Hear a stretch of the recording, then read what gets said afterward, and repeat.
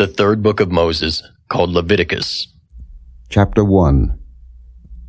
And the Lord called unto Moses, and spake unto him out of the tabernacle of the congregation, saying, Speak unto the children of Israel, and say unto them, If any man of you bring an offering unto the Lord, ye shall bring your offering of the cattle, even of the herd, and of the flock.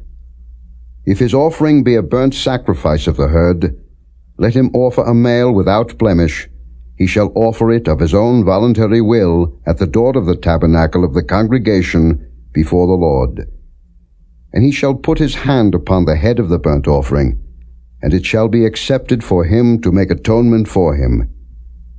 And he shall kill the bullock before the Lord, and the priests, Aaron's sons, shall bring the blood, and sprinkle the blood round about upon the altar that is by the door of the tabernacle of the congregation. And he shall flay the burnt offering, and cut it into his pieces.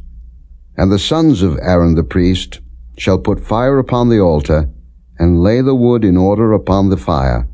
And the priests, Aaron's sons, shall lay the parts, the head, and the fat, in order upon the wood that is on the fire which is upon the altar. But his inwards and his legs shall he wash in water, and the priest shall burn all on the altar to be a burnt sacrifice, an offering made by fire, of a sweet savour unto the Lord. And if his offering be of the flocks, namely of the sheep, or of the goats, for a burnt sacrifice, he shall bring it a male without blemish, and he shall kill it on the side of the altar northward before the Lord, and the priests, Aaron's sons, shall sprinkle his blood round about upon the altar.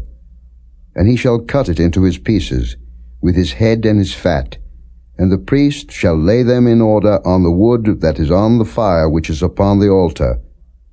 But he shall wash the inwards and the legs with water, and the priest shall bring it all, and burn it upon the altar. It is a burnt sacrifice, an offering made by fire, of a sweet savour unto the Lord.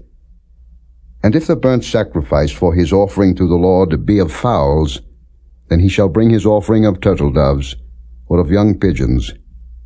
And the priest shall bring it unto the altar, and wring off his head, and burn it on the altar, and the blood thereof shall be wrung out at the side of the altar.